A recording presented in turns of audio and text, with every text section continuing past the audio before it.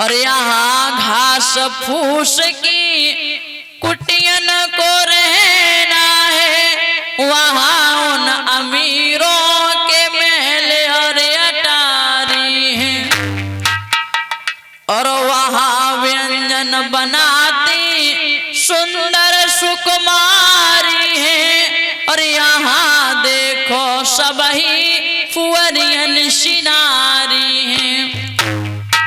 और रहियो बिहारी यहाँ रजा हो तुम्हारी, हम सब गोपियां बस प्रेम की पुजारी। हे श्याम, जहाँ रहना हो तुम रहना, लेकिन इन गोपियों को, इस ब्रज को, इस राधा को और मैया यशोदा को भूल मत जाना। बहुत समझाते हैं भगवान कन्हैया। जब चलने के लिए तैयार हुए, उसी समय बलराम भैया बोले श्याम हम भी तुम्हारे साथ में चलेंगे। बोले ठीक है। उसी समय नंद बाबा कहते माधव हम भी चलेंगे। बोले ठीक है। ग्वाल वाल सभी चलने के लिए तैयार हुए, बलराम भैया भी चलने के लिए तैयार होते हैं। और अक्रूर जी महाराज जब रथ को लेके चले हैं, भगवान कन्हैया उस रथ में बैठते हैं। जब तक दिखाई देते रहे मैया यशोदा को देखती रही, और जैसे ही रथ आगे बढ़ गया उसी समय गोपियों से बोली सुनो बहना कि वो कन्हैया चलो से दूर वो सबरिया।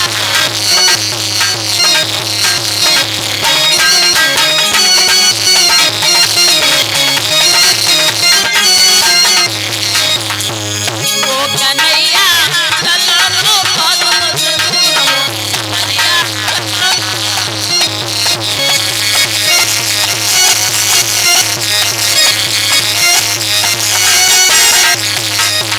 जवाब दिया कि मेरी दशा क्या बनी है। आरे कोयल के सुत का गान माने, और प्यार करे भरपूर।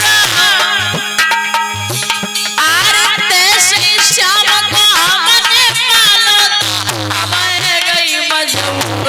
कन्हैया चलो लो बहुत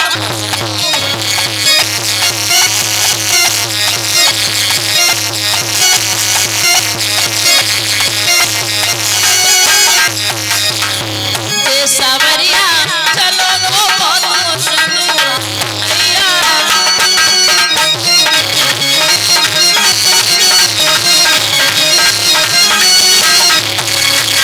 आज जैसे ही रो करके जवाब दिया है कि भला मेरा श्याम अब हमसे काफी दूर चला गया। ब्रज की गोपियां सभी लेकर के मैया यशोदा को घर में आती हैं। इधर भगवान कन्हैया जब मथुरा में पहुंचे हैं, नंद बाबा से बोले बाबा क्या है। बोले ये कौन सा नगर है। बाबा बोले लाला ये मथुरा नगर ही है। भगवान कन्हैया बोले तो बाबा मैं एक बार घुमाऊं। नहीं नहीं क्यों। अरे लाला ये मथुरा है, वृंदावन नहीं है। न जाने किससे झगड़ा कर बैठो, और यहाँ कंस का राज्य शासन चलता है। भगवान कन्हैया बोले हे बाबा मैं झगड़ा करने थोड़ी जाऊंगा, फिर मैं तो सिर्फ घूमने जाऊंगा।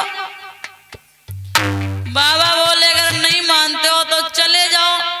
बलराम को बुलाया। बलराम से एक बात की, बलराम सुनो तुम हो बड़े, कन्हैया है छोटा, तो ऐसा करना देखते रहना, ये किसी से बातें ना करे, ये बातें बहुत करता है, ना जाने किससे झगड़ा कर बैठे। ठीक है। ग्वाल वालों के साथ में भगवान कन्हैया जब चले, आगे आगे बलराम भैया हैं, बीच में ग्वाल वाल हैं, पीछे भगवान कन्हैया हैं। तो देखा कि एक भगवान की बड़ी भक्तिन है जो कुआं से जल लेने आई है। और भगवान कन्हैया ने विचार किया क्यों ना इसे भी दर्शन दे दे। और जैसे ये विचार किया है,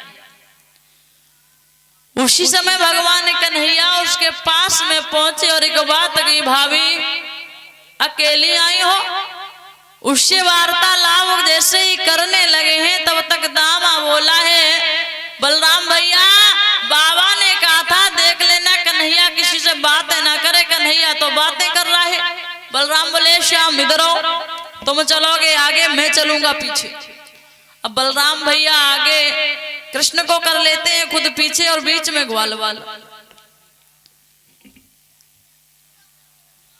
अब इधर तब तक एक दूसरी गोपी आती है, बोली बहन ये कौन थे जिससे बातें कर रही थी? बोले बहन ये भगवान कन्हैया थे। तुमने देखा कैसे लगते दिखने में? बोले कहाँ देख पाई, क्यों? तो बोली सुन ले, हरे पैर में गई चुनरिया, बोली अरे पैर में गई चुनरिया, ना देख सकी देख सकी देख सकी।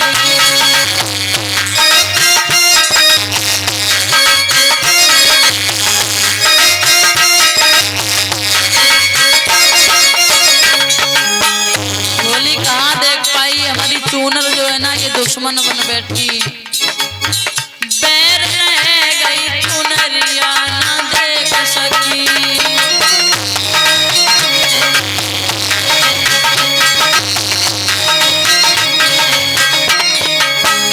तो उसने कहा है कौन सी बड़ी बात है रे, चूनर बैरन बनी, घूंघट थोड़ा खोल लेती देख लेती। बोले सुन ले, जैसे तैसे मैंने चुनरी हटाई,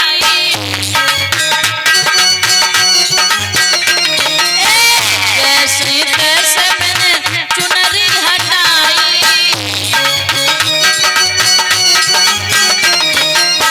तोले तोले तोले आई गई सासुलिया ना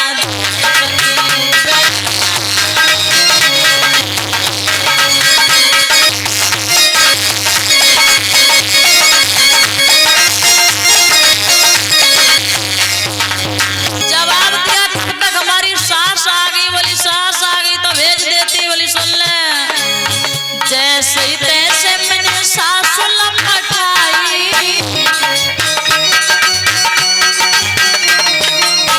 जैसे तैसे मैंने सास लपटाई,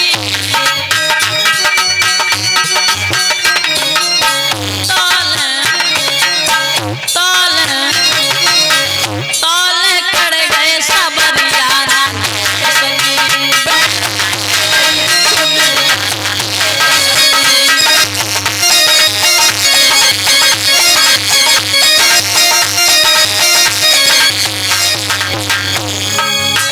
बोले तो आगे से घेर लेती। बोली तुम्हें क्या लग रहा कोशिश नहीं की? बोले सुन ले, बजा के घेर लेती मैं श्याम को,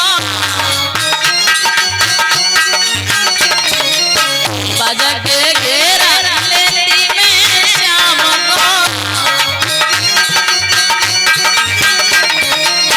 जोना जोना जोना होती बहुरिया ना देख सकी मैं।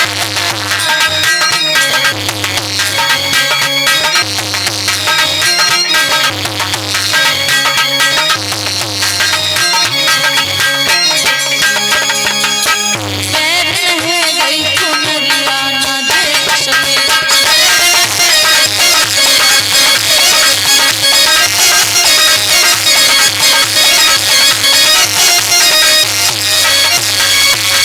आज से ही जवाब दिया है, तुम्हें क्या लग रहा हमने कोशिश नहीं की?